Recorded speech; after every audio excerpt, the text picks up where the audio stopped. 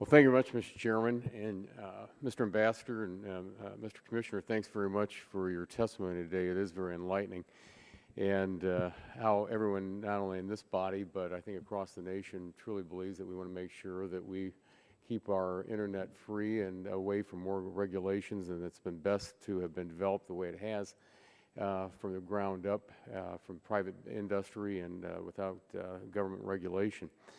If I could, Mr. Commissioner, I'd just like to ask a couple questions briefly, because I think I'd like to go back to the whole question as to, I know there's been a lot of question as to businesses and business regulation, what could happen out there.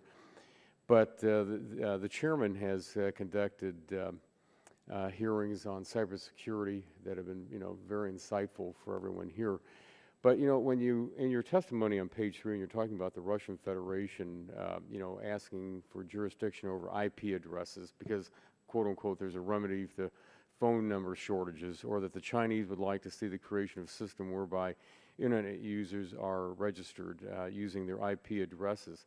And I think, you end up that in a lot of totalitarian type regimes that this would give those authoritarian regimes the ability to identify and silence political dissidents. But how would you look at those two areas that might give those countries or other countries some kind of an advantage on, attacking the United States or gaining more intellectual property that's being stolen over the net today? Because again, the more that there's out there that these companies have to submit of themselves to other countries, it's hard enough right now to protect what we got. So if you could just answer that, I'd appreciate it. I think the general theme with that, and also just looking at history at other analogies, would be a scenario where they might want the rest of the world to live under a set of rules that they then break. In other words, they would break the rules and everyone else would abide by them, and that would be to their advantage. Mr. Ambassador, do you have a follow-up on that? Well, the general issue that I think that you've raised about the question of protection of intellectual property, for example, is one that is a very, very serious one. It's one that we at the State Department work at very hard. It's one that the administration works at very hard through the Office of Victoria Espinel in the White House. These are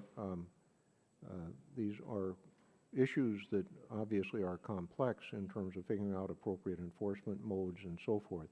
But there's certainly no debate about the importance of intellectual property protection in the broader context of the Internet. It is something that's very important.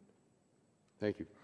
And Mr. Commissioner, on something that hasn't really been brought up very much today that you brought up in your testimony about that some foreign government officials have intimated to you about maybe having an international universal service fund, whereby foreign, usually state-owned telecom companies would have an international mandate to charge certain web destinations a per-click basis so they could build out a broadband. With so many companies here in the United States having spent hundreds of $millions to do that, would that then put U.S. companies at a disadvantage, especially since you'd be looking at a lot of the companies in this country having to really finance that? Well, I think you have to look at which web destinations attract the most traffic. So it might be a YouTube or an iTunes, or Netflix is expanding internationally as well. And they, especially the video applications, use a lot of bandwidth. And the point here is that there might be an international sanction or international mandate for some sort of regulatory regime to impose these charges. And that is the concern. If companies want to enter into contracts in a competitive market, I'm all for that, but we don't need an international regulatory body distorting the marketplace to anyone's disadvantage. Thank you very much, Mr. Chairman. I yield back my time.